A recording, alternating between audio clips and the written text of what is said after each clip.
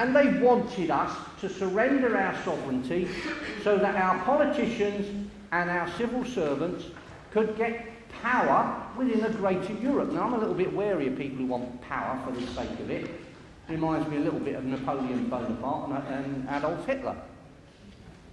So I'm a little bit wary of that. So I got this, and I took it, and what I did, I took it to a police station. And I said, I want to report a crime. And they said, you don't report crime here. I take it by the laughter, that's a familiar answer. And I pirouetted around in his front police station office, and I said to him, this is a police station? And he said, yes it is. And I said, well then get me a policeman, I want to report a crime. And he said to me, perhaps if you could tell me what it's about. I said, of course I can. My first inclination was to tell him to get lost, mind his own bloody business, I want a policeman, but I said, of course I can.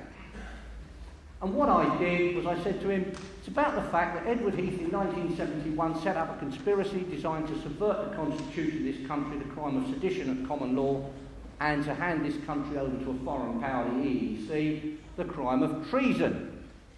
Are you any the wiser? And he said no. And I said, then get me a policeman. And he came back with a policeman. Very tall policeman by the name of Sergeant Thomas. And he walked up to the counter and he went exactly like this. He said, yes, sir. And what can I do for you?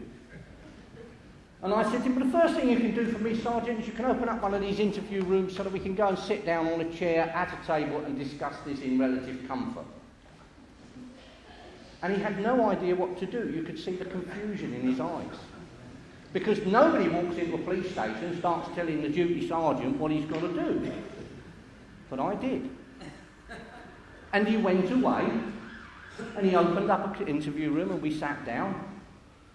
And he said to me, he said, sedition is not a crime. After I'd explained it all to him. So I picked up 2 photocopies and I said, this is a photocopy of a police law book and you will see that it is a crime. This is a photocopy from a constitutional law book and you will see that it is very much a crime. And he said to me, I said, just in case you think that I've made this up, I brought the books with me. This is a book on police law, this is a book on constitutional law. And he said, they look very old. And I said to him, well, these were the books that were the law of England when Heath did what he was doing. And he said, they've changed the law since then. So I picked up a nice new law book, constitutional law book, and I said, well, actually, my daughter's just got herself a law degree. And I've stolen this book from my daughter, which is an up-to-date book used in universities today, and if you look, you will see that sedition is still a crime. And we had a big thing, and it went on for months and months and months with Thames Valley Police. And at the moment, I'm trying to get the Metropolitan Police, kicking and screaming as they are, into investigating officers up to the rank of Chief Constable in Thames Valley Police for the criminal offence of compounding treason. Now, I spend an awful lot of money, as my wife will testify to her disgust and annoyance. She's up the back there. On books, old books of constitutional law. And we all know, don't we, because of the expenses scandal, just what an arrogant shower our members of Parliament are. Are they not arrogant?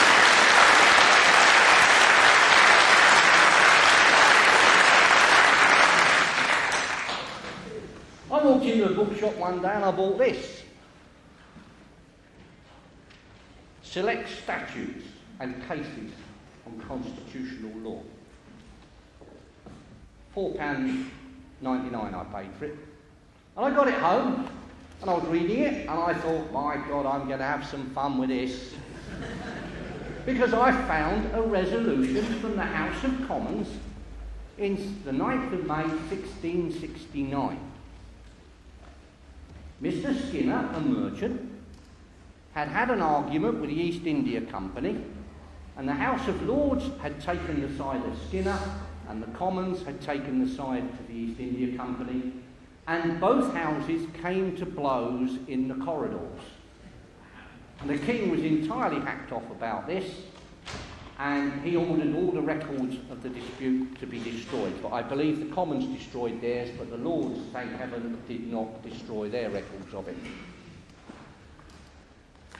And there is a resolution passed on the 9th of May through the Commons in 1669 dealing with this very issue. And it said, every commoner must have the right to petition the House of Commons, and the Commons must receive it. So I thought, I'm going to have some fun. So I sent my petition to my Member of Parliament, and my petition said that Gordon Brown Prime Minister and Alistair Darling Lord Chancellor, or Chancellor of the Exchequer, having proved themselves entirely unfit to handle the financial affairs of this country, are unfit to hold high office, and I want them removed.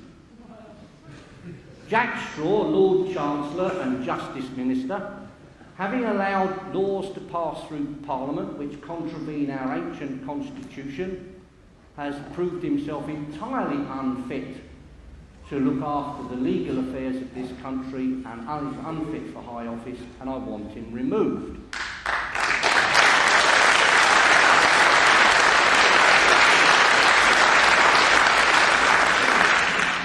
And Lord Mandleton, whose record on probity leaves a lot to be desired, and who has taken an oath of allegiance to the European Union and is a pensioner of the European Union, when his only loyalty should have been to the Crown of this country, has proved himself entirely unfit to hold high office, and I want him removed.